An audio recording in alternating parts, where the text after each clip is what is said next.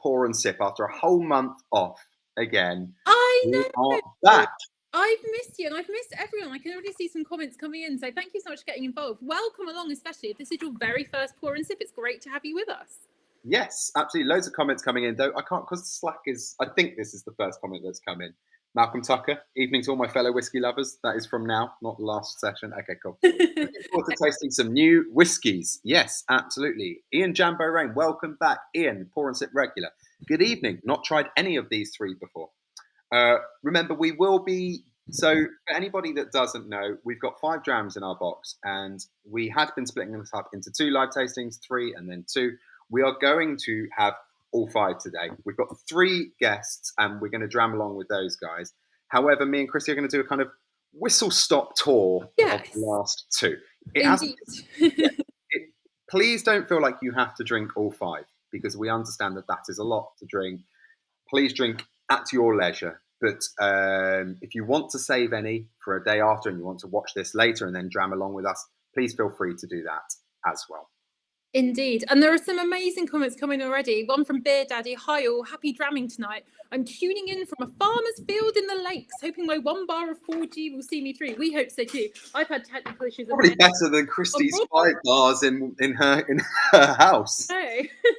So apologies if there's freezing or weirdness, but yeah, and we've got Gareth Peters, only familiar with one in the box today, the Smokehead. And that for me is the real epitome of pour and sip, right? We are bringing you some very new, very exciting things. There's whiskey here, which you might have seen from like pretty much a brand new distillery, which is very exciting. And we've got some of our old favourites as well, which is what we're here for.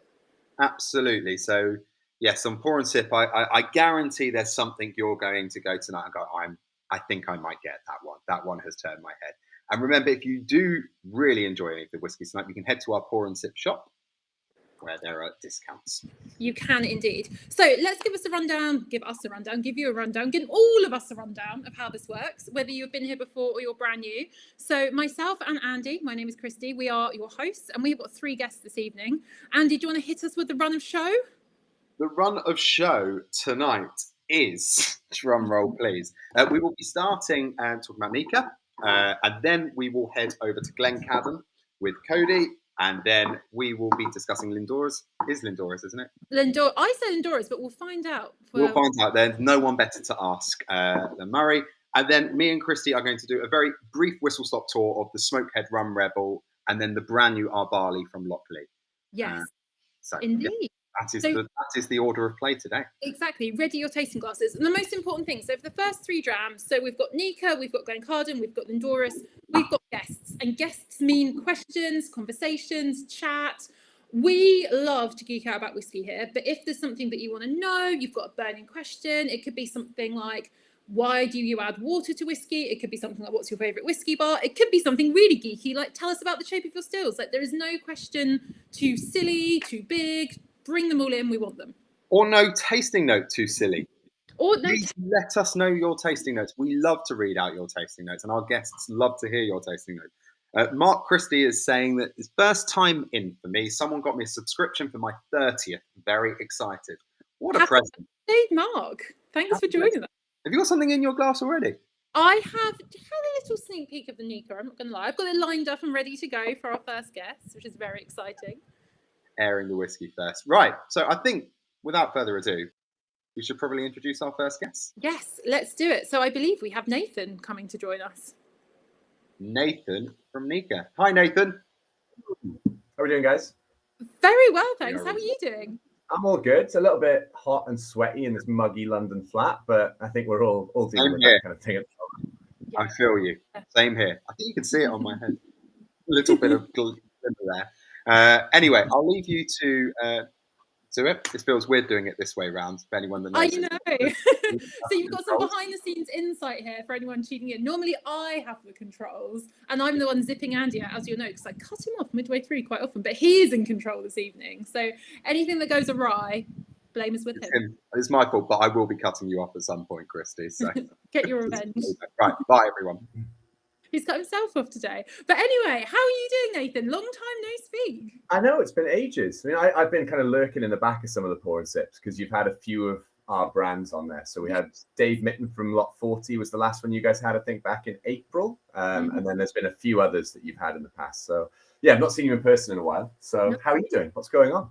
Yeah, I'm good. I've kind of like throwing myself back into whiskey writing really now, which is very exciting. So these evenings are great for me to get ideas, chat to people. I absolutely love it, and doing it for the love of the dram. So all good stuff. How about you? Busy, I imagine. Busy. Like it feels strange doing virtual tastings again. You know, this was normal for such a long time, and now I'm kind of like, oh, I'm in my flat. You know, I don't have to leave the house. This is amazing. So yeah, it's been busy. You know, it's nice to see like all these tastings coming back, and it's nice to kind of be out and about again, and just, you know, preaching the good word of whiskey. Absolutely. So before we get going on Nikka, because I have 10,000 questions, as you can imagine, tell us a bit about you, your journey in whiskey. Like, what do you do? What's your role with the brand? Tell us everything. So yeah, I work for a company called Specialty Brands. So we're the distributor and the importer for Nikka. So we also work with a couple of other brands like Michter's, Diplomatico Rum, Tapatio Agave. So we've got a really wide-ranging portfolio. But Nikka is the one that really, you know, that started my journey into the specialty brands rabbit hole. So I worked in bars for a really long time. And I think from there, the sort of, you know, we had access to really great spirits through the likes of Master of Malt. And, you know, we always traded up, and we treat ourselves every now and then to sort of staff drams. And I remember Nikka from the Barrel being one of the ones that I bought with company discount and then sort of drank it. I was like, oh my God, what is this thing? And then dived down the rabbit hole of Japanese whiskey.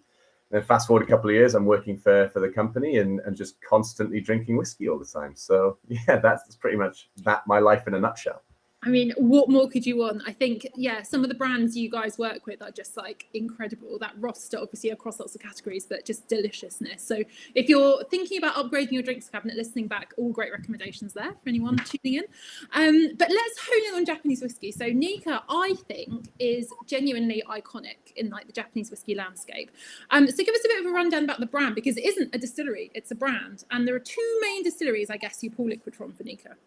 Yeah, so I mean, if we look at Japanese whiskey in general, there's two main competitors, right? And I don't mind mentioning the other brand. You know, they're a giant in the industry. So you kind of have Nikka and you have Suntory. And Nikka was founded by someone who's widely regarded as the father of Japanese whiskey. You know, the idea was that when whiskey eventually made its way to Japan, the Japanese fell in love with it because it was so different to their indigenous beverages. So you had sake, you had shochu, you had awamori, which are made from completely different grains or starches or sugars than what we're used to in the West. You know, we always made things from cereal grains because we had cereal grains. So we'd make beer, we'd distill that. Hey, a couple of hundred years later, we had whiskey. The Japanese had loads of rice. That was the staple diet. So they figured out slightly different fermentation and distillation techniques and then kind of went their separate ways. So when whiskey eventually made its way there back in sort of the 1850s, the Japanese fell in love with it, obviously, because it was so different to what they'd had. And then they started trying to figure out how to make it. But we all know it's not the easiest thing to make, or it's quite a straightforward process. But to make it well, it takes a lot of skill, a lot of knowledge. So Taketsuru, the founder of Nikka, actually went over to Scotland to learn how to make whiskey. So he went to university in Glasgow and he studied organic chemistry. He learned all about the kind of, you know, all the production processes and how different it was to the Japanese spirits, and then worked at 3 distilleries. One called Longmorn up in Speyside, a grain distillery called James Calder between Glasgow and Edinburgh, and then Hazelburn over in Campbelltown. He brought all that knowledge back with a Scottish wife and then set up, essentially he worked with Suntory for the first 10 years. They didn't really agree. They had different ideas about what the whiskey market in Japan should be. So then Taketsuru split, and then he opened up at first one distillery on the north coast, and then he opened up a second one about 35 years later to produce a different style of spirit. So that's kind of the reason that you have 2 different distilleries. It's to create variance in your spirit. I love this, and I think Taketsuru, I don't know why, and if there has been, it's passing by, there isn't some sort of like Netflix like blockbuster extravaganza about his life, because I just think it's so fascinating at that time, like, you know, a long time ago, to travel to the other side of the world, learn chemistry, learn how to make whiskey, take it all the way back to the other side of the world. It's a bit like just a really fascinating cultural implant, and I think we should all, in the whole world of drinks, be so grateful to him for this, because something else that's really interesting about this whiskey is the type of still that you guys use. And this is, I understand, a bit of Irish distilling history coming into this as well. It is, yeah. So, when we talk about the single malts, and when we talk about, it even goes back to kind of, if you want to trace it back to the origins of distillation, it was all about the pot still, right? So a copper or alembic pot that you would put something inside, you'd heat it up, and then you would condense the vapor using a cooling method. Now, we haven't really changed the design of a pot still since that very, very first thing, So they are very, very inefficient by today's standards of distillation. So we now use for a lot of grain whiskies, for a lot of vodkas, for a lot of Spanish style rums, even things like some brandies, they're run through what we call continuous stills. So the guy that kind of patented the first continuous still was a gentleman called Coffey, which is where we get the name of this whiskey from. Nothing to do with caffeine, nothing to do with your morning hit. No, I mean, there was always a few jokes I used to make, be like, the coffee beans, they come from Nicaragua, but that fell on deaf ears. It got more confusing to try and explain the joke. It refers to the gentleman that patented this still. So an Irish customs and excise man who spent his formative years sort of, traipsing around all of the lochs and glens of Ireland and looking for illicit distillers. And so he would have seen hundreds and hundreds of pot stills at different shapes, different sizes. And at some point must have realized there's got to be a more efficient way than filling a still up, heating it up, condensing the liquid, and then cleaning it and starting again. So if you were trying to make whiskey, in a tiny little glen or something, you had a tiny still. You'd have to be there for a couple of days, to actually get any spirit off. So he started kind of playing around with a few things, and he patented this still that he called the Coffey still, or patent still. And its basic premise is that we don't run it on batches. If we feed in an unlimited amount of steam on one side, which is the heat source, and feed in theory an unlimited amount of beer on the other side, once we get to sort of distillation equilibrium, we can run that still and produce alcohol continuously, hence the name continuous still. And we can do that 24 hours a day, 7 days a week. And also it's much more efficient, it's much quicker, and we can get a much higher ABV out of it. So this was kind of, when this came out in the 1830s, he took it to the Irish distillers, and the Irish distillers were like, nope, this makes what they termed silent spirit. And they said, the pot stills produce much more rich, much more rounded, much more robust, flavorful, complex whiskies. And so he said, all right, well, if you don't want it in Ireland, I'm gonna go see if the Scots want it. And that was kind of the birth of blending, 10 years after that. So the grain whiskies that we see in a lot of blends now originates on this Coffey still, but it's still very, very inefficient by modern day standards. But the reason Nikka still use it is because that's how Taketsuru learned how to distill whiskey about 110 years ago, 105 years ago. Yeah. So Coffey refers to that type of still. And I think it's very, very cool because, like you say, traditionally kind of more associated with grain, but this is malted barley for this one, which is such an interesting thing when it comes to the flavour. And for me, the texture. 100%. I think when Nikka, because Nikka are probably, well, they're certainly the only whiskey distillery of any kind of large scale production using a Coffey still these days. There's probably someone in, I don't know, the middle of nowhere, maybe in America in a garage somewhere that's got a little Coffey still running, but I'm talking about distilleries at sort of, global scale. So Nikka refused to change it because they think it produces or provides a texture and a weight to the spirit that you don't get with more modern day continuous stills. And because it's such a unique selling point for Nikka, they've done a whole range of coffee spirits. So initially it was the coffee grain, which is really, really important as the sort of backbone to all of Nikka's blends.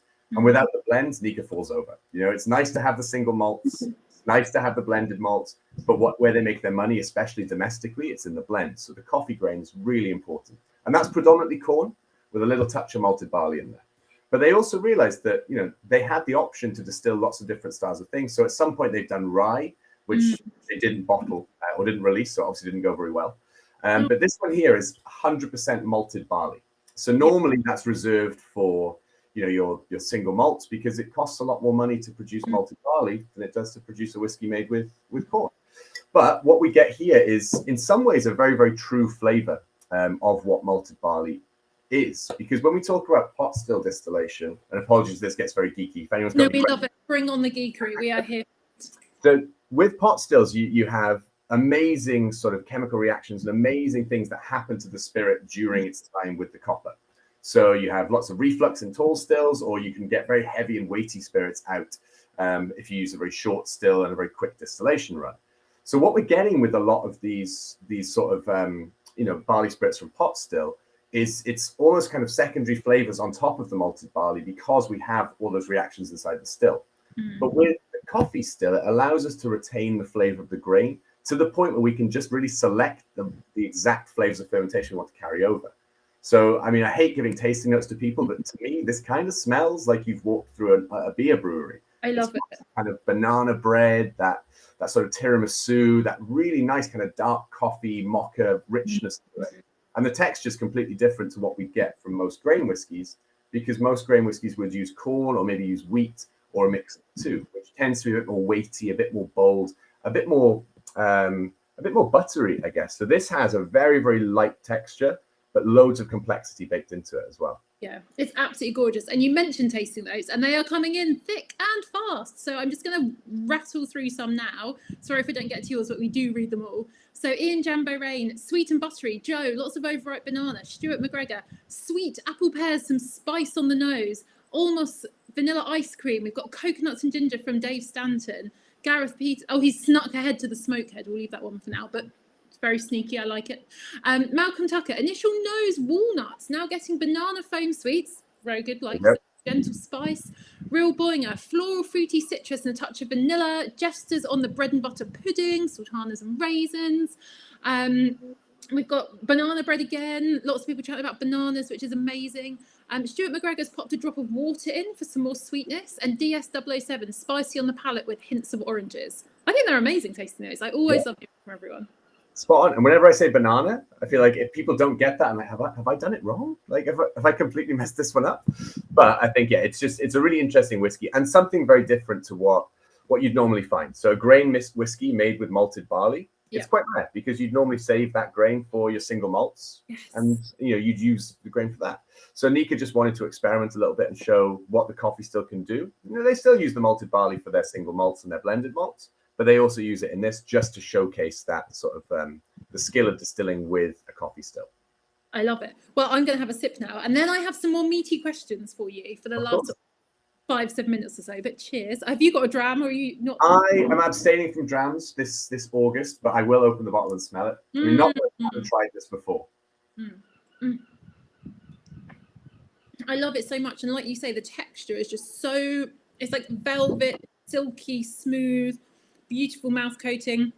We've got an amazing question from Beer Daddy. He's like, the bananas, like bananas, lots of airtime. I get it. It's lovely. It's amazing. Some people say foam, some people say banana bread, but whatever.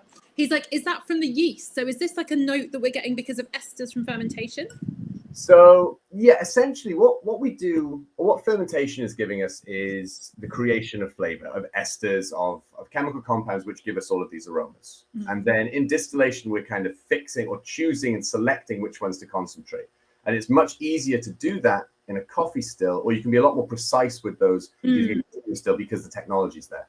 So normally that banana note, so it could come from selection of yeast, but predominantly it would come from your malted barley. So when barley breaks down, again, gets a bit geeky here. When we break down barley in fermentation, so after we've mashed it, or once we've taken barley, malted it, and then milled it and mashed it, what we get is this really kind of thick, sweet, syrupy wort. And when the yeast starts acting on that, it'll produce an ester called isoamyl acetate. Fancy name for banana-y flavors. So you've got lots of these chemical names, right? So things like pentyl butyrate is pineapple. You've got ethyl acetate, which is your kind of top notes, your pear drops, that kind of thing. Essentially in fermentation, we're creating, or there is the creation of this ester called isoamyl acetate. And all we're doing is trying to fix that and concentrate it in the distillation. So that's where it's coming through. I love the whole, like, if anyone like WOCT, Wellness Spirits Education Trust, it's always select and concentrate in distillation. Selecting what you want and you're honing in on it. And but yeah, that's exactly what you guys, the Nikka team have done with this. So it's amazing. It's great. So the question I wanted to ask you, which I'm sure we could talk about for ages, and it's really interesting, and it's not new news, but it is sort of current-ish news. It's this whole thing around Japanese regulations and labelling terms and all of this. And some people tuning in might have heard that some Japanese whiskey isn't made in Japan all the way through. Some of it is. Give us your take and tell us where this whiskey sits in that. So yeah, first and foremost, I mean, Japanese whiskey it's not as old as Scotch or Irish or American whiskey, right? So they are 100 years isn't that long in the grand scheme of things when we're talking about the whole country's distillation. So in those 100 years, you've had two really kind of key players in that, and that's Nikka and Suntory. And for the first sort of 20 years, they were just trying to produce really, really great spirit. And sometimes that meant, there was only, when they first started distilling, there was 2 distilleries. They were making as many different styles of whiskey as they could. And so they'd have to beg, steal, and borrow because they weren't trading with each other. They'd have to, maybe get some Scotch imported, maybe get some American whiskey, maybe get some over from India. But all they were doing was looking for flavor. So they were just looking to create really great whiskeys with that Japanese mentality of, using the best quality produce, just like a chef does, right? Good quality produce, blend it together, make something delicious. Now, that was all fine until probably about 10, 15 years ago, where the prices started to skyrocket. And everyone sucked it all up and drank it all up because it was so good. Exactly. And so this created a gap in the market because of the lack of regulation for people to be a bit more cavalier with what they were calling Japanese whiskey. So the law stated something very basic, like if you bottle your whiskey in Japan, you can call it a Japanese whiskey. So people were distilling in America or in Scotland, aging it in Liverpool, shipping it over to Japan and bottling under with a bottle that looked very Japanese and saying this is Japanese whiskey. So the regulation that's just come in recently is a way to essentially stop that process. So it's not law at this point. It is essentially, there's about 80 Japanese liqueur and spirit makers and sake makers that have decided to band together and come up with a common framework for what Japanese whiskey is. So essentially what they've said is you have to essentially do the same thing as Scotland. So you can source your barley from anywhere you want because there's not enough barley in Japan to sustain Nikka and Suntory. There's definitely not enough barley in Scotland to sustain 148 distilleries. Nope. So as long as you get your barley, and it can be malted, as long as you get that, and then you do all of the other production processes in Japan, you can put on the front of your bottle whiskey or made in Japan or Japanese whiskey. Yep. Anything that sits outside of that can be, you can call it, Japanese spirit drink. But if you use the words Japanese whiskey, you have to follow those other ones. So this whiskey that we're drinking today, actually, Nikka Coffey Malt, this actually sits outside of that AOC or that regulatory body. Because when Nikka were coming up with this, they did some weird and wonderful experiments with a distillery called Ben Nevis, which they did in 1989. And, they did some things like redistilling Ben Nevis to make the coffee malt, things like that. And because of the Japanese process of kind of, blending to get closer and closer, there might still be elements of that old Ben Nevis in the sub-blends. But they would never, ever put this as a Japanese whiskey on the label because it would contradict those rules. But Nikka also make, single malts, which has to be made at one distillery. So all 100% made in Japan, blended malts, the grain whiskey, and then there will be some blends, which, will also contain some sourced liquid from Ben Nevis or other distilleries. And they would just say, made in Japan, but not ever Japanese whiskey on it. And I think that's really fascinating because this is such a great case in point. Just because it's, made outside of those strict rules doesn't mean it's bad. This is absolutely delicious. But for me, what's really important and really fascinating is that transparency piece. So we as whiskey geeks, whiskey drinkers, people who love it, we know. And I love these production stories. I love to know where things were made. I love to know the people and the philosophies and the backstory. So I think that's an amazing thing to add to it, really. The Ben Nevis tie-up and all of this. Exactly. And, Ben Nevis is worth a lot more as Scotch in Japan than it is as a component in a recipe. So they only use it when they're looking for a certain flavor compound that they just cannot create at their own distilleries. And I always kind of have this very, very basic analogy, but it's quite a fun one. It's always based on food when I do my analogies. But imagine you were really good at baking cakes. You were so good that you decided, I'm going to call this a British cake. And all of a sudden, you realize that one of the ingredients that you need for your cake, you can no longer find, in your local vicinity. So maybe you need to source the flour from France, because that French flour gives you the best possible cake. You could use some British flour, but it's just not doing the job. So you'd use something else. Now, all of a sudden, people see how good your cake is. And so they start making cheaper versions of it overseas and then packaging it in Britain, going, hey, it's a British cake. And then all that people have come in and said is, no, what you need to do is make it all in the UK. But you were still making a really good cake by buying that flour from France. So it's just that sort of mentality. So Nikka have said, Nikka from the barrel, Nikka Coffey Malt, if they're going to continually try and make a great product, but just using those sort of parameters, they'll keep sourcing and they just say, well, we won't call it a Japanese whiskey, but it's still made by Nikka, which is a Japanese company with Japanese philosophies. And that's kind of the whole thing. So there was a little bit of backlash at first. And I was my answer to that was pour a little dram and go, yeah, it tastes good. Well. It's amazing. Thank you so much for talking us through that and the dram in general. We've got some more thoughts coming. David Stanton, the finish is honeycomb and aromatic. Almos, the nose is getting sweeter, and I start getting some toffee popcorn. This is making me hungry now, this food chat, cake, popcorn.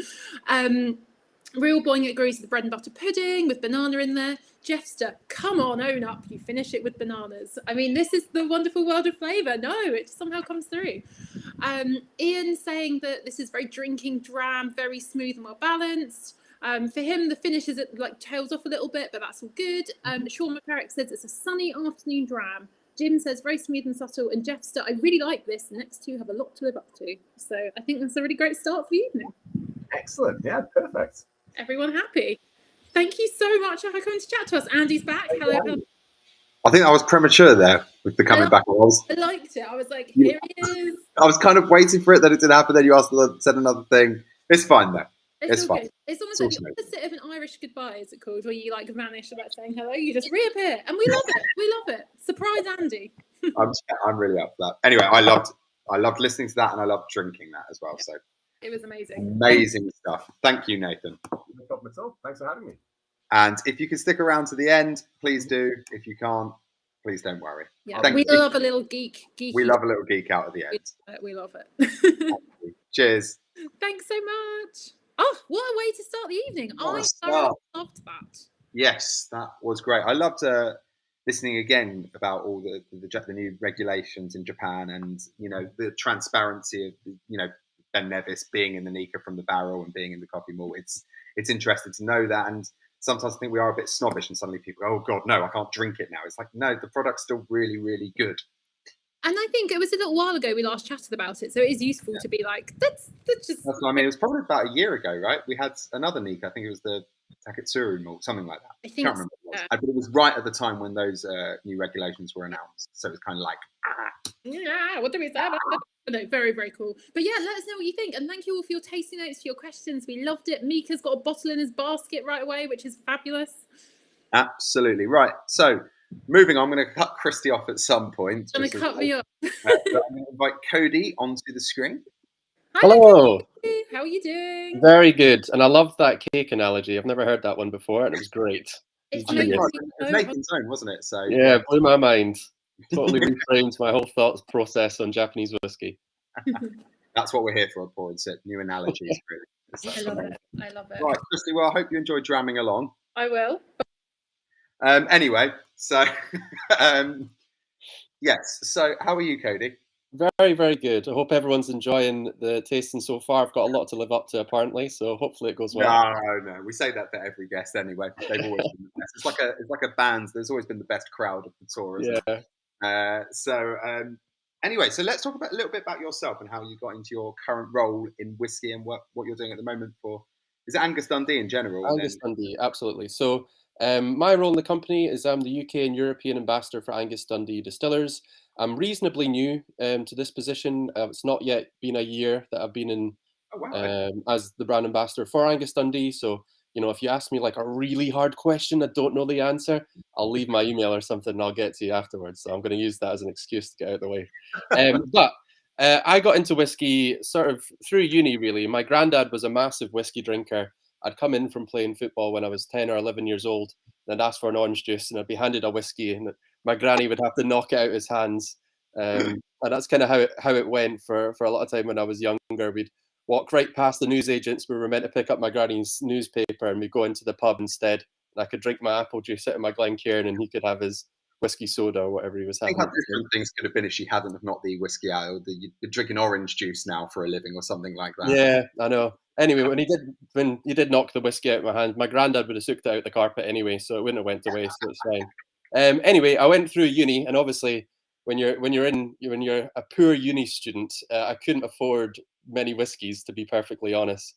But I was kind of looking for a dissertation topic in my last year, and sadly at that time, my granddad developed dementia, and I'd sit in front of the man, and look right through the back of my head like I wasn't there. I was a ghost in the room. He wouldn't remember my mum's name or my name or anything. But if you mentioned whiskey to him, a light would spark in his eyes, and he'd instantly look around the room for a dram to share, and he'd tell the story of trying to give me a whiskey when I was coming in as a kid, and it was magic. So I did my dissertation on whiskey as a way to connect with him at the time, and I really fell in love with it from that. So following that, I started working at the Scotch Whisky Experience in Edinburgh. I worked my way up to doing a lot of the off-site tastings and things, and then joined Angus Dundee last October, and here we are today. So. Wow, that's a really kind of romantic story as well, in a way. That's definitely one that you'll always be able to say and living in the memory as well. So it's like, it kind of gives you a reason as well to work, not only for the fact that whiskey is amazing, but that reason to really succeed in doing and working with whiskey. So that's a really interesting story. So thanks for sharing that with us. No problem at all. Very much so.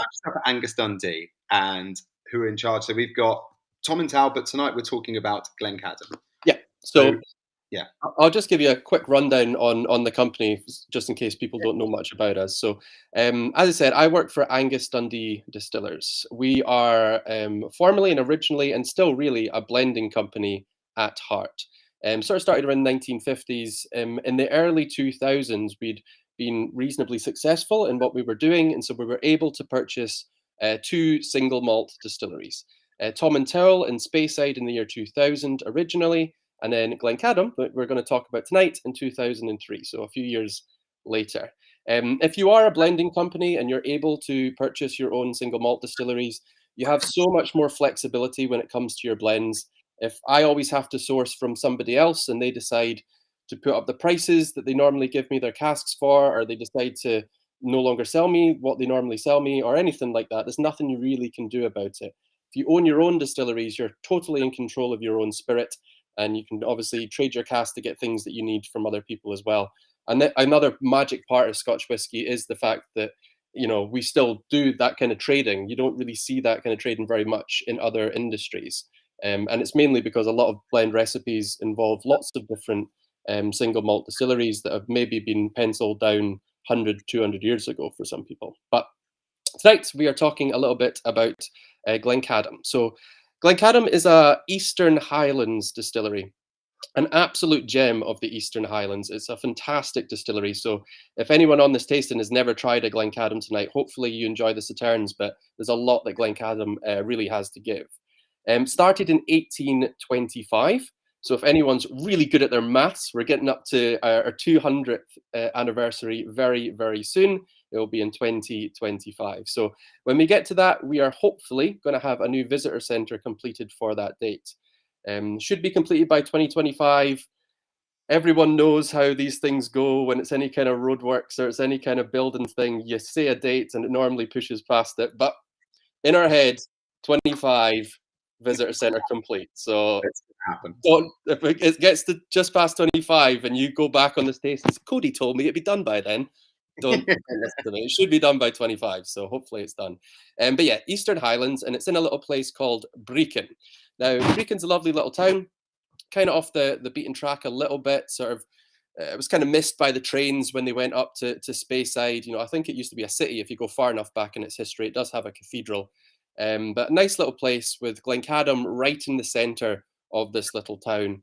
Very much kind of like an Oban in a way, where there's not really any room to expand. We're sandwiched in between the local park and the local graveyard, so there's not really anywhere to go. The first time I actually turned up at Glencadam, I thought I'd went down the wrong road. I thought I was driving to someone's driveway because the road was so thin, like tall walls. It goes round the corner, so you can't see round.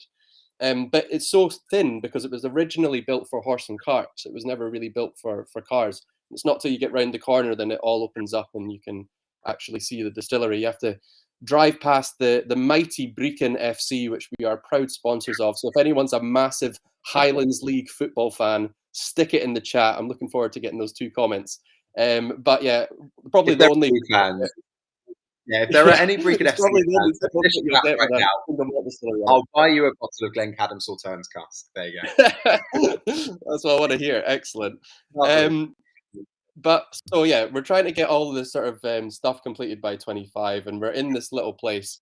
But hopefully, once everything is sort of completed, we'll get a lot more people come and see us in Brecon and have a chance to try Glencadam. Because as I said, it's an absolute corker of a distillery.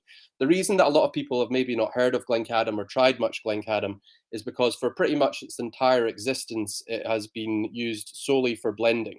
It's a super sweet, fresh spirit. It's one of, I love whiskies from across Scotland. I really like all different types of whiskey, from heavily peated to very, very light. But Glencadam for me is one of the rare whiskies that I love really young Glencadam, and I love really old Glencadam as well. Some distilleries really need a lot of time in the cask, but young Glencadam is really sort of fresh and vibrant and zippy. It's like freshly squeezed pineapple juice. Our master blenders often said you can make a killer pina colada out of the new make from Glencadam. That'll be 70% alcohol. It'll knock your socks off. But honestly, it's fantastic. And that sort of really sort of sweet, fresh new make kind of style of Glencadam really translates well to classic bourbon cask maturation, which is what you see in the core range from Glencadam, which is the 10, the 15, and the 21. However, outside of that, we've started to really put down Glencadam in different sort of wine and port casks as well, which really just pairs it's a very flexible spirit. It pairs really well with these interesting port sort of varieties and other wine varieties as well. So the one we're trying today is one of our new releases. This is one of our limited releases. It is about 2.5-year finish in Sauternes. If anyone's not tried Sauternes before, it's also smacking. Really, really nice dessert wine, really, really sweet. Sort of the sweeter side of Bordeaux, you could say. Bordeaux wine often made with dark grapes. This is made with white grapes, but about a 2.5-year finish in these casks. And again, pairs really well with that super fresh kind of style of Glencadam anyway. So it's like a sweet on sweet combo. And for me, it makes a really sort of summery and desserty kind of style. I'm loving the kind of the syrupy nature of this, that kind of like peaches in kind of syrup kind of note. I'm a real sucker for Sauternes cask finishing regardless. And to be honest, when I was doing those through lockdown, I've got to say Glencadam was really on my radar because of all the tastings that Ian was doing. Yep. During lockdown, he was doing loads, and it really helped raise the kind of, I think, the profile of Glencadam as well, and just getting lots of people talking about it. And it always struck me that it would really suit this kind of real sweet wine kind of cask finish. And this is absolutely stunning, I have to say. Firstly, on the nose, I haven't tried it yet, which I'm very much looking forward to, which I'm about to, but I'm just going to read some tasting notes. Your Uncle Vanya in capital lettering, Cody with a love up. So, yeah, exactly. Malcolm Tucker saying, well cut off for earlier on Christy. You are welcome, Malcolm, I did. Stuart McGregor, nose of caramelized macadamia, sweet with pear notes. David Stanton, nose marmalade, and I think that's acacia honey. I could be wrong. I'm sorry. Malcolm Tucker, floral orange blossom, honey undertone, lots of apricots. That's a really good tasting note, floral orange blossom. I love that. Sean McCarrick, vanilla and orange peel on the nose, some pineapple. That's what you were saying as well. That's kind of in the new make spirit. Yep, that's a key characteristic of Glencadam. Is that's what you say just in general, the kind of real special kind of Glencadam kind of new make spirit? Yeah, special. For me, I always get that sort of the pineapple almost develops throughout the range. So the younger stuff is again almost like freshly squeezed pineapple juice, very sort of sugary in that way. And the older stuff's almost like you've baked a pineapple in the oven. It's sort of still pineapple, but it's got more of a crispiness and a woodiness in there as well. This one again for me has some like honeydew melon in there alongside the notes that people have said. I think I can see that as well. Someone's tasting it. Almost Cam, it's my first Glencadam, and the nose feels really promising. Stuart McGregor, palate is citrus, marmalade, sweet, bit of heat and spice. Pushed ahead there. We're already on spice. Malcolm Tucker's asking if Brecon FC have been relegated. They were relegated. We're doing all right. We're doing all right at the moment. If you ever want to come up for a game, give me a message. I can see if I can get you a seat in the box. It's literally just a box. I was about to say, is this the corporate box that you'd get at, I don't know, Old Trafford or the Emirates? Is it? It's maybe not the same, but if anyone ever does want to come up for a Brecon game, by all means, give me a message on Instagram. See what I can do. It's controversial, but Stuart McGregor said Montrose before Brecon. I don't know if that's that is controversial. Get him out. Sean McCarrick, I'm going to be driving past Glencadam in September. May have to stop. Absolutely, and you can. There is a visitor centre. You are open for. Well, we're working on the visitor centre. So again, it will be completed by 25. because we're working on it at the moment, sometimes a little bit of construction going on. So if you're going to pass by and you want to have a look in, I would definitely try emailing the team first, just to make sure there's nothing going on site. Because if we have builders and things for health and safety, we probably can't let you around. You can obviously see it from the outside, but yeah, talking of building, there was something I wanted to ask you after we tried this about something that's recently been renovated at the distillery, which is really, really cool. Stuart McGregor saying, drop of water makes the nose very floral, almost rose water. Jeffster on the nose, I get bounty bars, and yes, certainly a marmalade overtone. David Stanton, like the bounty bars. Jeffster, your Uncle Vanya, and it's gone. That's my problem with Glencadam. Goes too fast. So yes, and I mean, I'm going to take a taste of this as well because I actually haven't yet, and the nose is really, really, really kind of spurring me on to take a taste. So I'm going to have a try of this. Cheers, everybody. Enjoy. Hopefully he likes it, guys. Otherwise, he's kicking me off. He's in control tonight. That's the problem. I'm with the boss. Awful. Absolutely awful. No, that's the end of Cody. Okay, there's no more Glencadam ever. No, I very rarely have tried something on this show that I've tried and gone, I don't like. Often I really like something because I very rarely drink whiskey that I don't like, I have to say, or at least can find some redeeming quality to. It's nothing. I never try anything like that's just outright bad. I'm going to try this again, though. I have to say. But what are you getting on the palate, Cody? So for me, it's all the sort of summer light yellow fruit kind of notes. As I said, melon and pineapple and citrus, and there's a little bit of vanilla in there as well. This is absolutely smacking next to like a pineapple and lemon meringue pudding. I know that's a lot of a mouthfeel, but if you do like a meringue dessert with like some fresh pineapple, if you get the tinned pineapples and you kind of pour it over with a little bit of citrus in there as well, maybe some ice cream on the side, unreal. It's so good.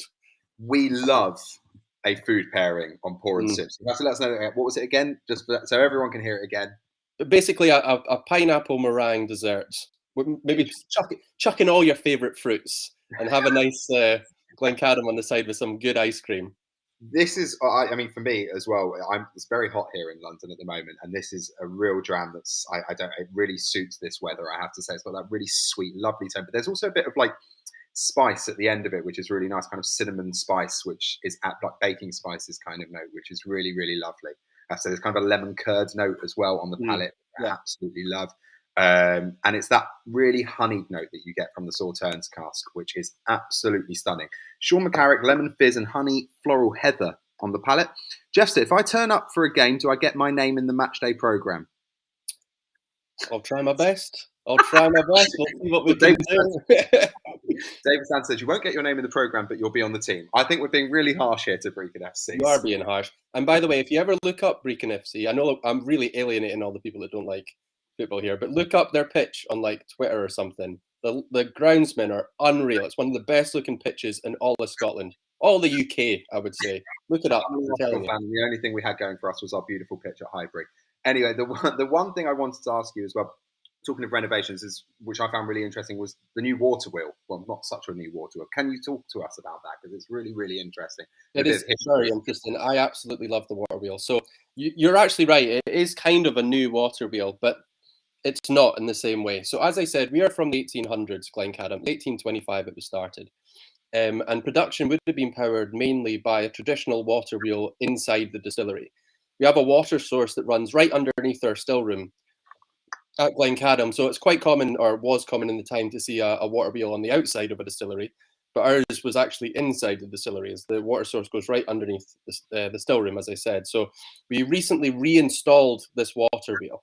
You know, traditionally, the gentlemen that would be making whiskey back then would be doing it by candlelight. And, you know, we only got electricity in the early 1900s. And when that did come in, we didn't need the water wheel so much, so it was taken out. We've put it back in. It's going to be one of the centerpieces for the visitor centre when it is all sort of complete. It'll be sort of surrounded by glass, so you can see it all, and you can almost walk over the top of it, and it'll be all lit up. And as I said, it's right in the still room. It's really rare to sort of look one way and there's the stills and there's a spinning water wheel right next to it. It's super, super cool. About 2 months after we installed it, we had some really heavy rain though, and the wheel was absolutely shifting, and they were a little worried Glencadam was going to be going right down Brecon High Street, but they installed it very well. It's still doing fine, so it's all good. straight past the football pitch. No, I was Yeah. watching a video as well, just like the installation of it, and it looked. I just think it's such a special part, like historical kind of thing. That is, it's really kind of gives a distillery its true character. And I think for me, Glencadam has always been a dram that I think. What is the output now of blended whiskey in general in comparison for Angus Dundee in comparison to single malt? Blended whiskies are still our bread and butter. We are still a blending company at heart. When we originally purchased these two distilleries, it was with blending in mind. It wasn't with single malts in mind. It wasn't till I would say around 5, 6, 7-ish years ago that we started putting our marketing into the single malts. And it's not because we anything to do with quality. It was just we didn't know that as a company. We knew how to make blends. Single malts were always sort of second, but when we realized, single malts are starting to, sell a little bit better. Blends are still the king when it comes to Scotch whiskey, but there are more single malt sales these days than there have been previously. And we knew how good the distilleries were. Glencadam, we knew how good the spirit was at this place. It had traditionally been used for blending, mainly because it is so sweet and fresh. It's a fantastic top note in a blend if you want to really elevate it, if you want to give it a sweetness. It's just lacking a bit something. Add in some Glencadam and you can really sort of lift it up. No, I love Glencadam, and I love the fact that the price point always works for me. It's always very transparent, non-chill filtered, no added colouring, always, good age statements as well with very reasonable pricing points for those age statements as well. In my opinion, it's like a proper whiskey distillery, a proper whiskey. On that note, I'm looking at the time here. Cody, it's been absolutely wonderful talking to you about this wonderful dram. I'm going to invite Christy back on. Hi, she's back. Hello. Did you enjoy that, Christy? I'm very, very, very much enjoying this dram. For me, it's like hedgerow vibes, if that makes sense. Like hedgerow. Don't know who Pedro is. Hedgerow fruits. So like berries and orchards, like pears, apples. Just really loving it. Really, really delicious. Mm-hmm. Lovely stuff. Yeah. Excellent. We've done this very well, guys, as well, because I've just looked at my laptop battery and I'm on 1%. It's a little bit scary. I was like, I'm too far away to grab the charger while I talk, so I just watched it tick down that whole interview, just like, I'll be fine.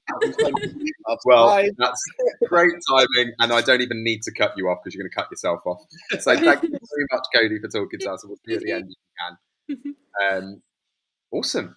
Awesome. That was playing a bit fast today. So it's like when you're driving and your petrol gauge is getting lower and lower. Yes. It's like, I make it. It's the digital equivalent of that. He made it, and we made it, and we're still in one piece. We're still in one piece. That was a delight. I did really, really enjoy that dram. Honey as well, which is lovely. That lovely honey vibe. I am yet to try anything from Glencadam that I haven't liked. So long may that continue. Anyway, so moving for the visitor centre to open. Pardon? Lying in wait for the visitor centre to open. Lying in wait for the visitor centre to open. I would love to visit one day. Have you been? No, because he's saying it's coming in a couple of years. I think I've not visited. No, but yeah, if there was ever a reason to go, I would be there in a heartbeat. You will be there in a heartbeat. We'll be the first to be invited. Right. Exactly. Anyway, moving on. We're moving on to Murray from Lindores. We're going to find out the proper pronunciation of that very shortly. That will be my first question. The second he's on the screen, it's like, right, Murray. And here he is. It's Lindores. Yeah, you're okay. Yeah. I've been saying Lindores all this time. I think it's very much a potato thing. It's, as long as people are saying it, I'm happy with that. It's not a problem at all. So as long as we're talking, what you call it. Yeah. No such thing as bad publicity. Well, there we go. Lindores. Now we know. This is excellent. Good start. Get rid of the E. Anyway, all right. I'm going to leave you two. So have fun, and I'll see you soon. Oh, I'm so excited to chat to you about this whiskey and the distillery in general. Absolutely. How are you doing? I'm great, thank you. I'm great. Thanks so much for having me in. And yeah, it's been great just being on with a few familiar faces from the whiskey world tonight as well. So with Cody and Nathan there as well, it's nice to see them on a wee sort of paired virtual tasting. Normally bump into them at a whiskey festival or somewhere else in the worlds of whiskey. So yeah, it is making me really hanker for some sort of Pour and Sip live though. It's like we need everyone in the room. We do. Yeah, absolutely. There we go. So I have got so many questions about Lindores because for me, this is still, in my mind anyway, a fairly new distillery. There's so much to talk about, so much we could dig into. But first of all, tell us a bit about you.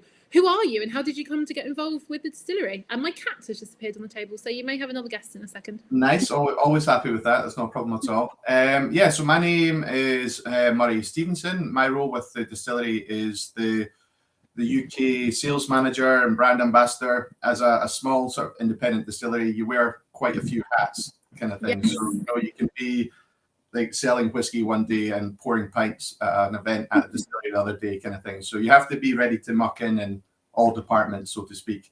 I've been with Lindores now for about 4 years. So although we are sort of brand new in terms of having our single malt whiskey out in the world, that just launched our first single malt as a public release in July last year. So we are super new.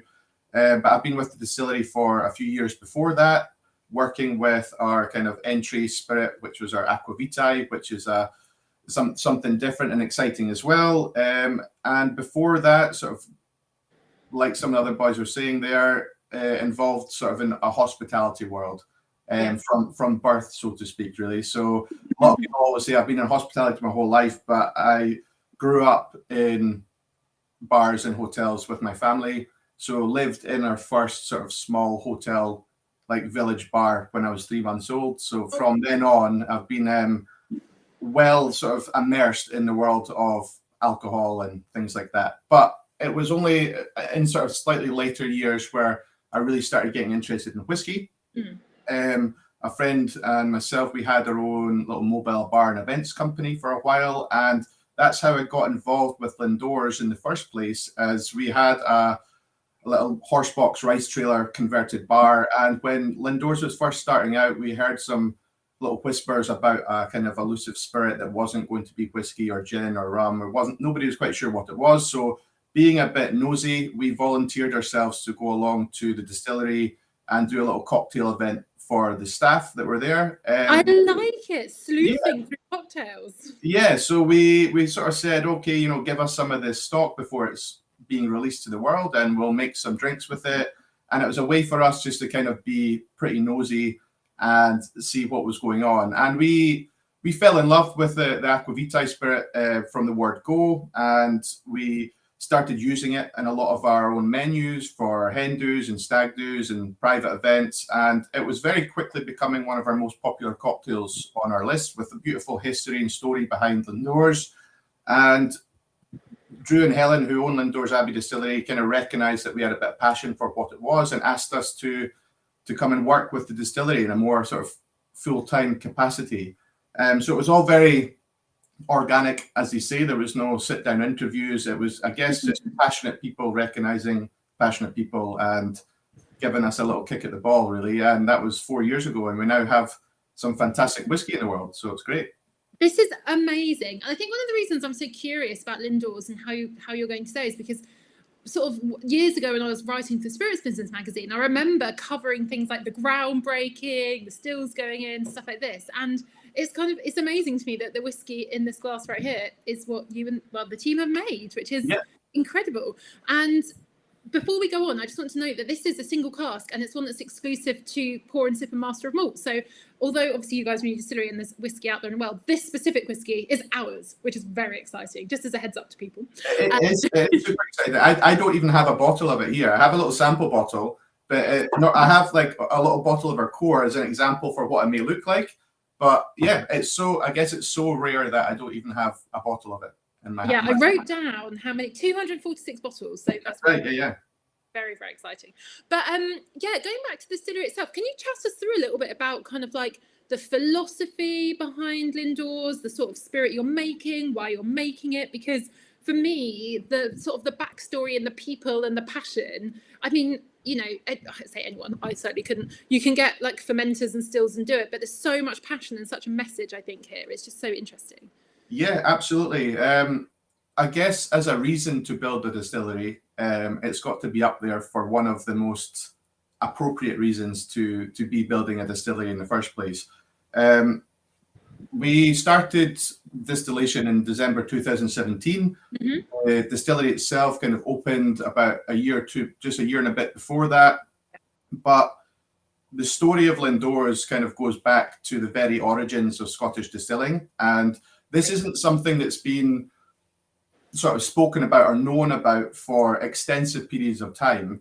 Okay, I guess our story kind of starts more modern and then goes back, if that makes sense. So about 25 years ago, there was a discovery made that really changed the conversation of Scotch whisky as a whole, which was for the history of Scotch whisky, which was really exciting, where someone had been translating old tax records of the king, known as the Exchequer's Rolls, which is now held in a museum in Edinburgh.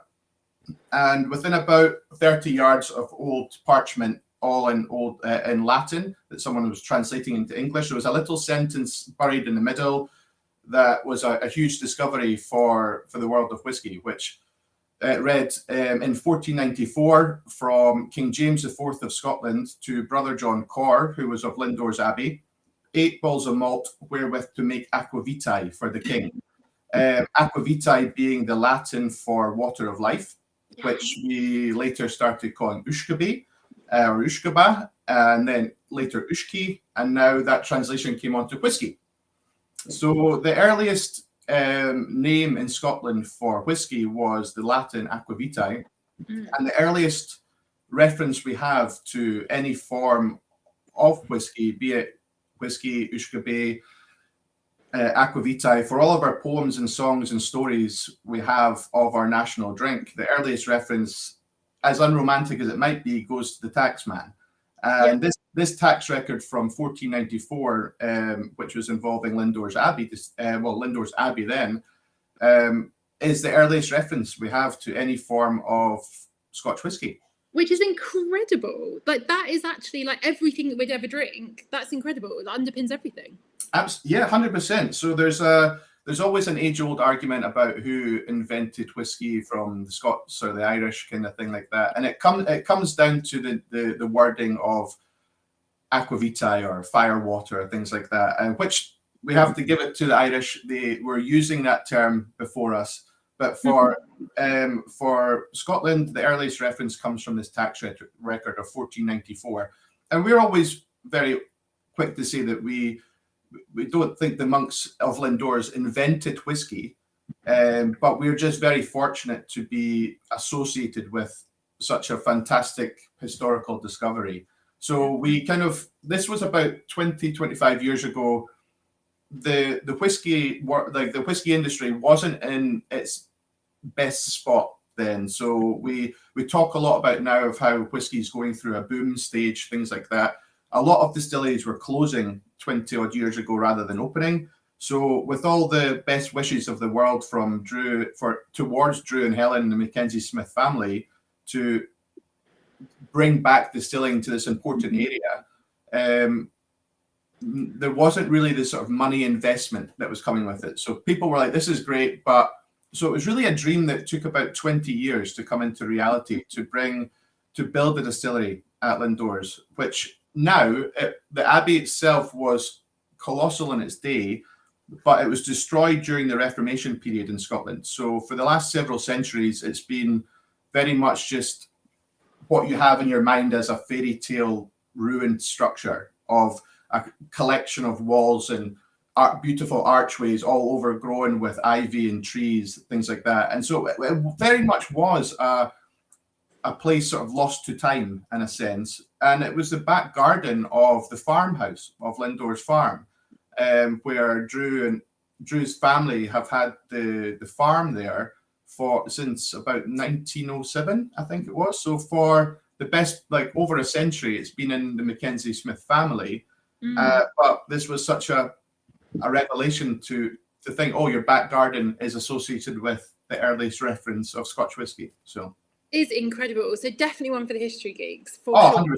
Yeah. And I took a sneaky sip just then because I was like, I need to taste it. We're talking about it. So just as I should have said earlier, an ABV warning on this one. It's 61%, 61.4%. 61.4. Yeah. So it's a little bit of a punchy number, but it's very, very subtle. It doesn't necessarily feel like it's going to sort of blow your socks off or anything. It's nice and easy going for a cask strength whiskey for sure, and there's plenty of room to open it up with water if people want to as well. Yeah. So. Definitely. So before we get stuck into the whiskey itself, and I've got a few more questions about distillery too, I'm just going to read out some tasting notes from our eager viewers who are on it already. Alnos is cereal and vanilla at a very high ABV in Jambo Rain. Some sharpness on the nose, green fruit, maybe Granny Smith apples, which I love, and I'm inclined to agree with. Stuart says great mouthfeel, not too harsh given the ABV, sweet cereal biscuit. Warm chocolate ready break from Kevin. Mark Christie getting almond and vanilla on the nose. Oh, it's just like a dessert. I'm loving it, like a crumble vibe. Sean McCarrick, green unripe apple bitterness on the nose, vanilla and grass. Malcolm, nose, hobnob biscuits and fresh green apples. I love it. Jeffster, there's a bit of licorice on the nose. Reminds me of the old blackjack sweets. I'm just going through these. We've got quite a few people that really get involved. Edinburgh Vanilla Rock from David Stanton. I've never had that, so I'm gonna. If it tastes like this, I'm in. We've got a lot going on the palate from Mark. Definitely cream up front. Your Uncle Vanya's getting lovely, like spicy oak, which is great, and a long finish. And then we've got nutmeg spice and lemon and lime again from Sean, which is brilliant. So loads and loads of notes. Keep them coming in. Keep any questions coming in as well. I have got so many. So feel free to have a sip, obviously, guys. Don't wait for us. But yes, I want to know a little bit about the setup for the production. So obviously the history element is incredible and so rich. And like you say, imagine that in your back garden. It's just incredible. But I feel like when you're converting a sort of a building or putting a distillery in from scratch, you've got such incredible potential to really shape everything from the start. It's not like you're coming into a distillery that's been there for like 100 years and you've got to work with out-of-date things, or you're trying to expand and nothing's in the right place. Talk to us a bit about the number of stills you've got, your washbacks, and I think this has got a super long fermentation time. Is that right? It does, yeah. So we are, like you say, we're a young, brand new distillery. So I guess with that, a lot of what's being spoken about in the industry at the minute is how to make yourself a bit more carbon neutral as best as you possibly can anyway.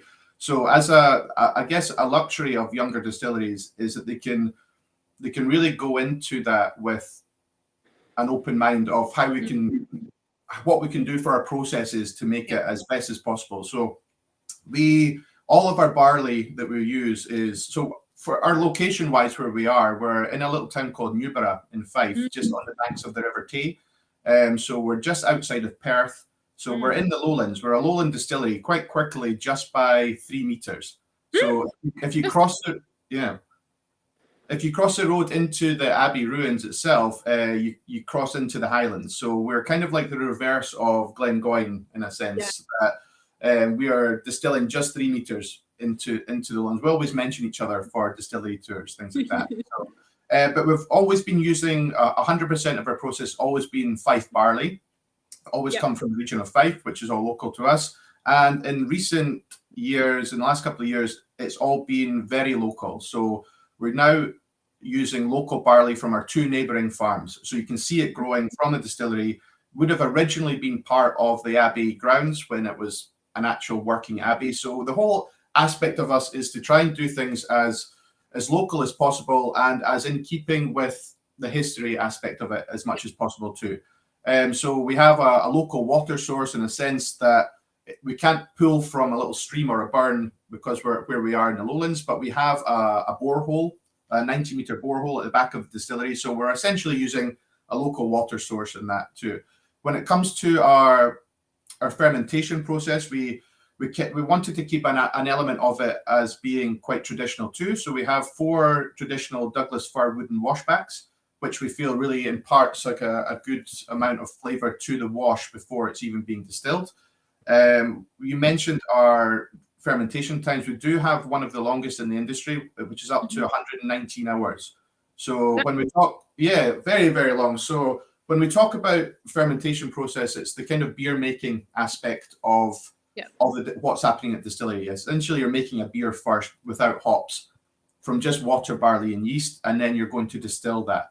You can, anytime after 48 hours, the yeast has done its full job. It's converted all the sugars into alcohol and CO2. Anything after that is all about flavor.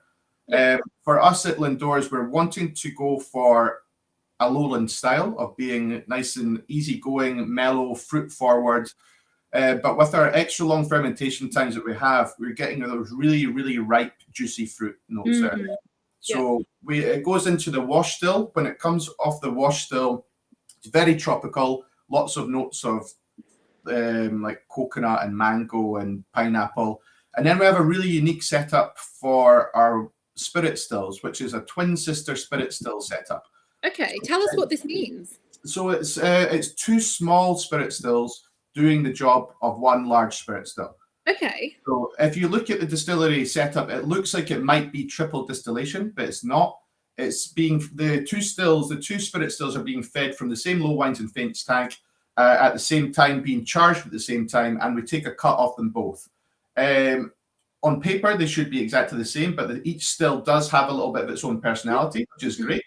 But we collect from both stills for that. And what that allows us to do for our style of whiskey is it gives us double the copper contact. Yeah. And it allows us to do very gentle distillation. So it gives us a nice, light, easygoing spirit, but beautifully soft. And somebody, I think, was mentioning the mouthfeel of it already. That's a real quintessential aspect of what Lindores whiskey is, and the spirit in general. It's really soft and silky. It really coats the mouth. It's not even so oily, but more kind of like creamy. Even on the nose, it smells thick and luxurious. It's got a really beautiful creamy texture to it. So that sounds incredible. And I have 10,000 questions about the idea of sister stills and digging into that a bit more, but I'm very aware of time. Yeah, sure. So, yes, talk us through in the last 5 minutes or so. I've been sipping throughout while listening. It's been wonderful. Take us through your tasting notes, because I think this is, from my notes, an Old Forester ex-bourbon cask that this has been in. So it really is pure distillery character, I think, coming through. Absolutely. So I guess it's important to say that for a bourbon cask like this, mentioning the age of the distillery we are, this was in the first run of casks that we did. So this is cask number 386. So less than the first 500 casks we've ever filled at Lindores, which is a really exciting part for the guys at Pour and Sip here to be able to be part of that journey for what Lindores is. A bourbon cask, quite a very neutral cask type, lets you really see the distillery character or what it's doing at a young age, especially, and because there's nothing to hide behind in a bourbon cask. There's no peated note. We don't use peated malt, so there's no peat there. There's no sort of heavy or sherry notes or wine notes or things going on with this one. This is just a straight up as clean as it gets, really, for a young whiskey. It's just over 4 years old.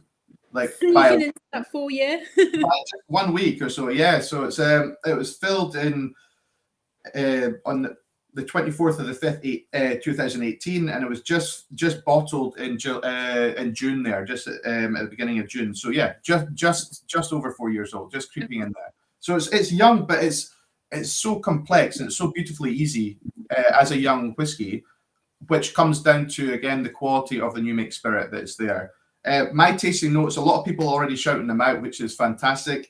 I get nice and mellow, fruity notes. Definitely those green fruits, your apples and pears, 100%. Yeah. So apples, pears, your vanilla is what you're going to get through a bourbon cask like this anyway. But those kind of nice, easy pastry notes as well in the nose. Flavor-wise, again, light oak with toffee apples and malt biscuits. So I think they were all set there. Somebody at the distillery said a note today that I found really interesting, which was your last sort of lick of a Magnum ice cream. So when you're getting down to the last little bit of ice cream you've got on it, and you're actually starting to get the wooden stick. So you're getting that kind of woody kind of note there, but with your last little touch of vanilla that's there as well. Is a great, I thought was a really interesting note when we're doing this one. It's great. But lots of orchard fruits, just packed full of orchard fruits. Mm-hmm. Summery, fresh, really easy, really, really easy. It's so gorgeous. So just to wrap up, I'll read out the last few that have come in. David can't believe that it's 61.4%. P. Burrett needs a little water to open it and then more floral and less peppery. In Jambo Rain, I'm a sucker for a cask strength whiskey. This has so much going on the palate and a really long finish. Definitely one to spend some time with and explore in more detail. I agree. I want to sit down with this. I want to really get to know it well, have a long conversation, sit for hours. Mika, adding water brings out licorice on the palate with honey and, to me, undefined fruit. That's really interesting. Sean also agrees a little water works well with this, bringing out the fruitiness. And Real Boying it's remarkably smooth for 61.4. I agree. Like when I first had a sip, I had to like remind myself to tell people to give the ABV warning because I kind of forgot. It's so luscious. But yeah, this has been amazing. Thank you so much for coming on. It's been absolutely fantastic. Thank you. It's been so great, and I loved catching up on the history of Lindores, how to pronounce it, where we're at today, and yeah, thank you to you and the team for creating us a little exclusive dram. No worries at all. No worries. Yeah. So yeah, thanks again. Thanks for having me there, and yeah, just kudos to I guess like Gary Haggart and the team at Distillery as well for giving us something so tasty at a young age. It's great. So good. So good. How are you doing, Andy? What did you make of it? Loving that. I was just trying to look at the vinyls in the background there. It's a Fleetwood Mac. Yeah, so we've got Fleetwood Mac, Blondie, we've got a bit of Tom Petty up top, and my partner, my girlfriend, she's a massive fan of Chris Stapleton for a bit of country vibe. She's from Northern Ireland, so she's into her country, you see. So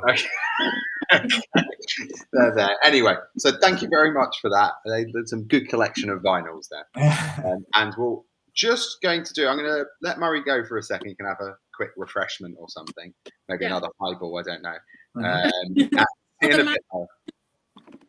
And we are going to very briefly discuss our last two drams in case our last two drams, a little speed taste, just readying the Smokehead. But you're going first, Andy. So you've been charged with talking us through Lochlea. Yes, I am. And this is exciting because it's brand spanking new and it is literally just come out. So this is the first core release from Lochlea Distillery, which has kind of kept itself very quiet. I have to say, it was commissioned in 2018, but sometimes you hear quite a lot about new distilleries that are coming up. I had literally very little about this until it kind of came out. It's based in the Scottish Lowlands in South Ayrshire on an old cattle farm. And it's the only distillery in the world which can rightfully claim that Robert Burns himself lived and worked there. So he spent his formative years in Lochlea about 1777 to 1784. It's now under the management of ex-Lefroy manager, John Campbell. Yep. And part of the kind of cool concept is that it's working towards full traceability of ingredients. So barley grown on like a 50-acre site on the farm itself. There's an on-site water source. And this particular dram is Our Barley, which I think is actually a really cool name for this. And it's matured in ex-bourbon, ex-sherry, and STR casks, which, for anyone who doesn't know, stands for shaved, toasted, and recharred casks. And I have to say that on first nosing of this, it is really funky. There's a lot going on, I think. There's a lot going on. For me, I'm just trying to have a little look at what I put when I tasted it. I thought it was like really peppery and quite bready. Bready. Okay. Like almost like I got quite savoury vibes from it, but I did really enjoy it. And then after a bit, like my first impressions were savoury, and then there was some sweetness coming through. Yeah, I mean, it's the. Okay, we're all good. Okay, sorry, I just thought we froze there. It's quite funky. It's like a real waxy quality to it. Which is really nice. On the finish, this is could just be me, but it really reminds me of grappa. I have no idea why, but that is what I'm getting on the finish. And sometimes I now can't notice that. Maybe it's like the white grape skin. I don't know. Yeah. That is what I'm getting. Not in a bad way, I have to say. That doesn't mean anything bad. I love grappa. But that is what I'm getting. There's a real waxy element to it as well, kind of a lemony element, but it's really funky on the nose, and I love that. That's so interesting. I'm going to go back to it because I've just had a waft of my Smokehead here, so I'm not going to get. I can't really go back to the Lochlea. I was about to say you can't go back to anything now. So, but that's so interesting that you say grappa, because I always find grappa like so very pronounced and very distinct, and I think like you say it's grape skins or something twiggy, and I wonder if that goes back to the savouriness. But I thought we can up in different ways. It's almost I don't think I've ever really said that about any whiskey that I've tried before, except for this one. So yeah, super distinctive, and I can't wait to see. I've just seen Ian Jambarain say that they tried the Lochlea last night. It's okay, you can tell it's quite young and it's pretty sweet. Yes. But it'd be interesting to see what they do going forward. And I completely agree. I think with these young distilleries, your Uncle Vanya agrees spot on with the grappa. David Santa says cream soda. It is like, this is brand new stuff. They don't have like centuries to build on, and actually to have something that's really different is really quite thrilling. I'm here for it. I'm here for it as well. I have to say, because that for the like very rarely with whiskey nowadays, I literally have a nose, and from the first thing I've read, that's really interesting, and that is funky as hell, and I like funky. Yes. Great. Of course, it's young. Obviously, it's 2018, so it's probably going to be 3 years old. But there's no problem with that. It's cool. It's a new distillery. We'll look forward to what it has in the future, and after 10 years, maybe 15 years. But for now, we've got that. It's interesting. I look forward to seeing what comes next. I was going to say, I'm incredibly excited, particularly because John Campbell, obviously from Lefroy, loves a bit of funk, loves some of those like taily things. Like Lefroy's all about the smoke and the mulch and all these things. So yeah, we'll see what happens. Oh, mulch! And talking of smoke, I can smell it here. Can smell it already. So this is Smokehead Rum Barrel. So this is, for me, is like it's a really interesting exercise in whiskey branding. I'll start to say this. So the Smokehead range, if you like your peated whiskey, definitely check it out. I think everything that I've known about them, they're all about the smoke, obviously, as you can tell. It's about really channeling that peat vibe. It's all about the smoke. But what they have done is pair it with like a bunch of quite interesting casks. And I say marketing and branding because some of the other names, there's the Sherry Cask Blast, there's a high voltage one, there's even a Twisted Stout one. And I think this is whiskey trying to move away from its traditional roots, which I'm here for as well. I think the whiskey industry in some ways needs to modernise. I think there's a place for things like this that are independently bottled. And I think when you've got an independently bottled spirit, they've really got the room to kind of like position themselves and present themselves as they like. Quite edgy branding. That said, this I really, really like. And I think the flavour profile, although on the surface it's quite different, you think Isla whiskey meets rum, but I think it's like really well done and quite a traditional kind of flavour profile. I don't know what you think. I love, for me, I don't know if anyone remembers back last year, I think it was, we had the Rioja finished Lechig. And that, for me, that was Rioja and this is rum. It was a really similar melding of smoke and sweetness. And I'm really, really, really here for it. And I like it. The rum's really pronounced on the nose for me. There's like a funkiness as well to this, not a peaty funkiness. It's like funkiness from that rum as well. It's interesting. It probably doesn't mention what rum is. This is Caribbean rum, which obviously there are so many styles of rum in the Caribbean. Yeah. Right. What I also think, for me, they really play that it's very, very sweet. And there is a sweetness to it. But for me, the smoke is still prominent. I'd be really interested to see what people think who tasted this. Because for me, it's smoke, and a bit of sweetness. They're not really like even pegging, I think. But I like it. I really like it. I like it a lot. I think it kind of keeps its smoky edginess.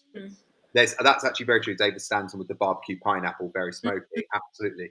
But I tried the high voltage, which I love because it's just I love stuff that's like a kick to the senses, kind of assault on the senses. This is really nice as well. I think it's very balanced as well. I kind of think the Smokehead go for that kind of like it's like an Octomore thing, like the branding and the packaging of it is kind of meant to be like this kind of like in your face, breaking traditions kind of thing, but really smoky. And people buy it on that element. They see the skull on the packaging and they're like, this is going to be the intense smoky stuff, and this just about manages to hold that side of the bargain while maintaining some sweetness, and it's really nice. Yeah, I mean, I feel like we could almost have a whole pour and sip symposium on modern whiskey branding, what works and doesn't work, and what different things say and why. And I'm fascinated by that. So if people want to have a really geeky chat at some point, let me know. But yeah, I think it's really interesting. I think they've done a really good job. I think it really centres the smoke. Like you say, it kind of does what it says on the tin. And the other thing I wanted to say about this, not necessarily the whiskey, but the company. So the people who own Smokehead, so Ian McLeod, they also own Glengoyne, Tamdhu and Rosebank, in case people didn't know. And they're very independent, very independently minded. And yeah, I just think it's really... All good distilleries, those. All There's good. A few comments coming in before we invite our guests back on very briefly. So Mika saying, yep, grapperish on the nose. I think actually that's talking about the Lochlea, and Jamboree saying it's now the closest distillery to his family hometown. So he wants it to be great. I've already got a bottle of Smokehead. Opened it last night. Still a few drams left. Bloody hell. Jeffster, £4 less expensive on Pour and Sip than Amazon, including postage. That's what we're here for, guys. Jeff Bezos can, whatever. He can do whatever. David Stanton, barbecue pineapple, very smoky. Sean the Carrot, Rum Rebel is a lovely dram. Just finished off my bottle last week. Rumour has it is Kalila. Could be. Ian Jambo Rain. Sometimes I don't need. I'm just like, it's a smoky dram. Like, there's a lot of guesswork with like these kind of whiskies. Like, which one has it come from? It's, you know, I sometimes just want to enjoy it without even thinking. I just like enjoy drinking it, and you know, it's smoky. Ian Jambo Rain, the Smokehead really reminds me of the Lagavulin PX, just not quite as good. Your Uncle Vanya saying yes, the Chigrioca was great. David Stanton, Palette, Cola Cubes, sweets. Your Uncle Vanya knows makes me crave a charcuterie board now. I want a cheese board. Yeah, back on the food. You always want a cheese board. Real Boinga must say goodbye for now. Going to first Fringe event, as it's the Edinburgh Fringe. Oil, Arms and Hog. Great comedy. Have a great time. Enjoy. Have a great time. Please all enjoy the Fringe if you're up in Edinburgh. Your Uncle Vanya, yes, please. Branding and marketing, geeky chat. Jim Smith, Smokehead is an intriguing blend of tastes. Right. I think we should really quickly invite our guests back. Let's do it. I'm very aware of the time. So that's me who does that now. I'm just waiting for you to do it, Christy. I know. One by one. Hey, guys, how's it going? Hello. Very good. Yeah. Very good. Awesome. Well, thank you all for coming back. Now, one thing I like to always ask, and Christy always does, I don't know if we're doing a role reversal here, Christy. Are you going to make me ask the mean question? I'm happy to ask the mean question if you want to ask the question. It's off brand for me. I try and be nice. Okay, use off brand. Okay, I'll ask the mean question. So Christy's going to talk to everyone first, but I'm going to ask a really mean question tonight. I'm going to ask what everybody's favourite from this box was. None of our guests are going to be offended, I can assure you. So please let us know which your favourite was. I won't ask Christy what her favourite was. That is too mean. Yes. So while everyone's thinking and musing, we always have a little geeky chat. And I have a question for you all as whiskey geeks. We're not really, none of you guys have Islay whiskies this evening, but obviously news broke this week of a 12th distillery on Islay. I just want to get your take and everyone's take here really for our like closing remark. Like, is there such a thing as too many distilleries on Islay? What do we think is going to happen next? Are we excited? What do we think? What's the mood of the group? And yeah, I mean, you can go first, Andy. You can share some thoughts and then we'll go around the room. I was there a couple of weeks ago and this came up and I was speaking to people and it's like exciting, but at the same time, a lot of people who live there are kind of scared about the prospect of what's happening with the infrastructure there.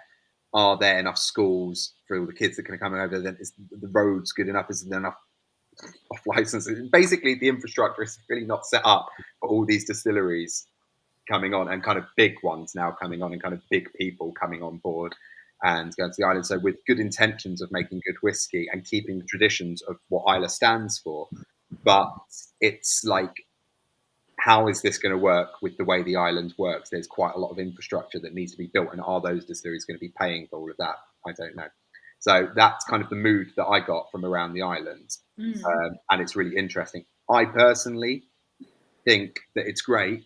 I do also love the idea that it's great, but I think that those big three, the Ardbegs, the Lafroigs, the Lagavulins, have so much history that it's almost like, you know, that's Islay for me. But people might have another opinion. Yeah. Nathan, what about you? What are you thinking? So I'm slightly biased on this one because one of our sister company, Elixir Distillers, are in the middle of building a distillery on Islay. So exciting! Oh my God. Yes, that is big news. Well, it's not new news, but it's exciting.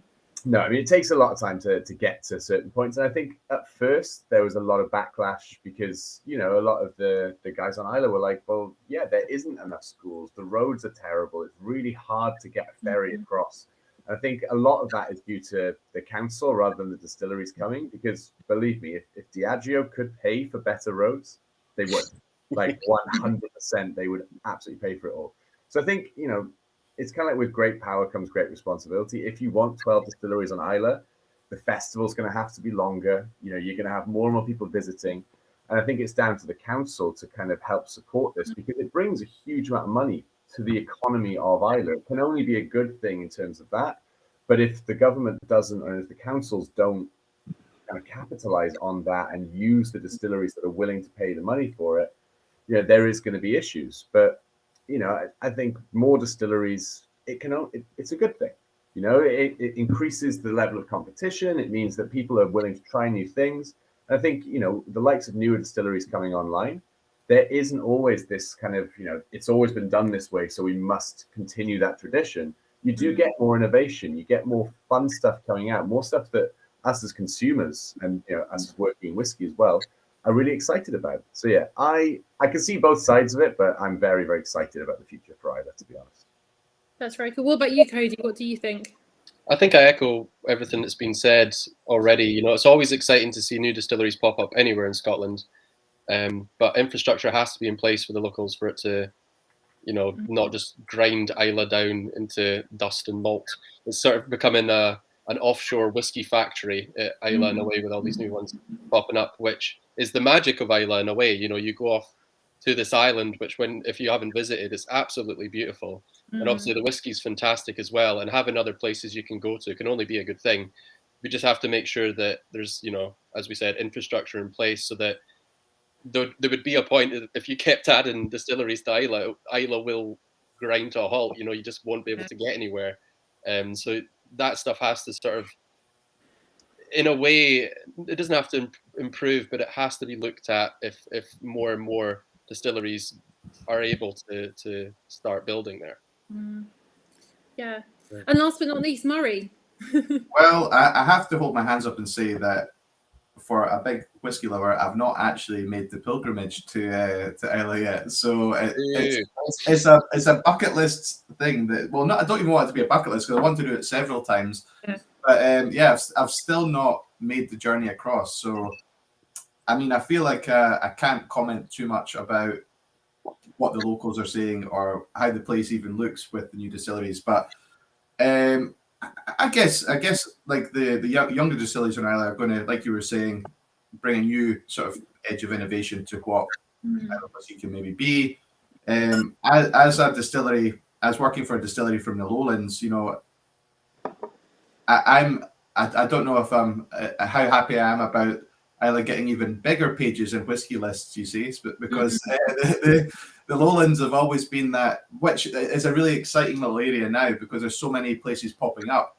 But I often talk to people about what they think of Lowland distilleries or Lowland whiskey, and you go to an established whiskey bar and you look at their menu and there's 6 or 7 pages on Islay, or you go to Speyside Lots and then you get the little forgotten about page at the back of 2 options from the Lowlands. So yeah, just tone it back. Give the Lowlands their little limelight spot.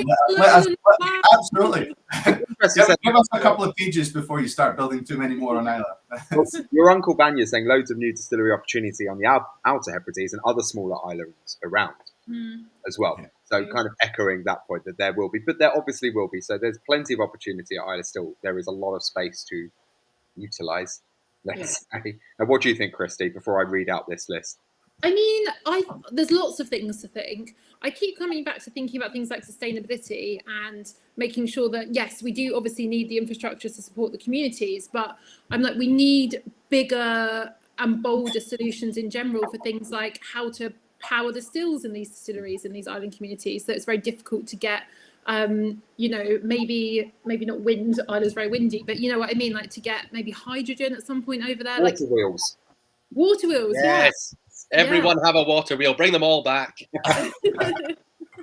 Exactly. But yeah, and I think things like transport and, you could put on more flights to get people there. But yeah, I think there's just big question marks about how to do this sustainably for the climate and the community, I think. Yes. But on the whole, I'm all for more whiskey. All for more whiskey. I think that's the kind of the end statement, really. We are all for more whiskey and we're all for more new and exciting distilleries, of which there are loads and of which we tried some tonight, really. So I'm just going to read out a few of these comments of which have been everybody's favourites. Our guests can close their ears should they wish. Malcolm Tucker, 3 whiskies tonight. My favourite is the drumroll Glencadam. Kim Battistini, Nikka for her. Gareth Peters, Nikka for me.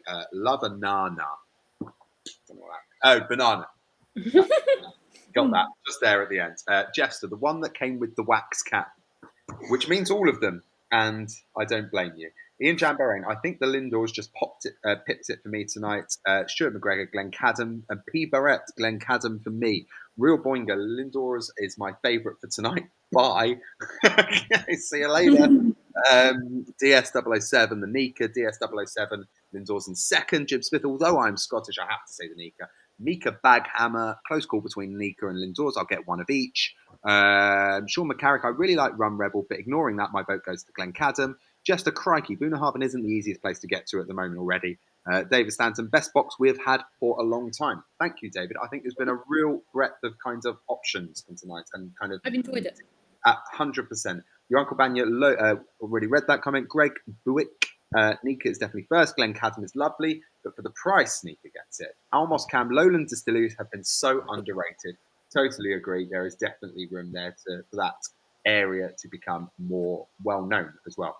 But on the other hand, it's great to see these distilleries stay on a low profile. So I've no worries getting the bottles I like. That is also a very good point. When it's high profile, the distilleries that had been low profile then suddenly becomes difficult to get bottles, Springbank. And it kind of ruins it a lot of the time. So that is an interesting point to know. It's kind of nice when there's a distillery that you really like, that the bottles, that not many people are talking about. But does that even exist anymore properly? I don't know. Christy, do you want to carry on for the rest of them? Yeah, I mean, we haven't got too many, just some other closing remarks. The Bird is the Word says, it'll always be a famous island for distilleries, but other parts of Ireland are beautiful. Don't want to lose that. I love the newer Kilhoman distillery, though, so it's exciting to know what's next. And Jeffster, beautiful island, been there twice. Now I have a reason for a third visit, which I like as well. That's true. So sorry, I only left you with 2 comments. You only left me with 2, but that's fine. But, what a way to wrap up the evening. It's been such a joy to chat with everyone. We've had 3 fabulous guests. We've had some amazing tasting notes, loads of comments, a handful of questions. It's been really great. I have enjoyed myself this Thursday night, and I hope you all have too. Yes, I think we should raise a toast to everybody and say thank you all for joining us. Glasses at the ready, except for Nathan, who's abstaining for the month of August. You can raise a bottle or your... There we go. Yeah. So thank you. I've drunk it all, so you get an empty glass. Empty glasses.